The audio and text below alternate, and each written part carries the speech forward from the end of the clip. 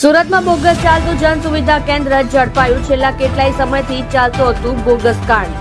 કાપોદ્રાના કિરણ ચોક ખાતે ચાલતું હતું સમગ્ર કૌભાંડ. ભગવતી કન્સલ્ટન્સીના નામે ચાલતું હતું જન સુવિધા કેન્દ્ર.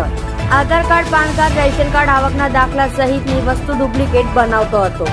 ડુપ્લિકેટ લાઇટ બિલ, ડુપ્લિકેટ વેરા બિલ પણ બનાવતો હતો. પોલીસે બોગસ ડોક્યુમેન્ટ સાથે નિકુંજ દુધાતની ધરપકડ કરી. પૂર્ણ મામલતદારે નોંધાવી ફરિયાદ.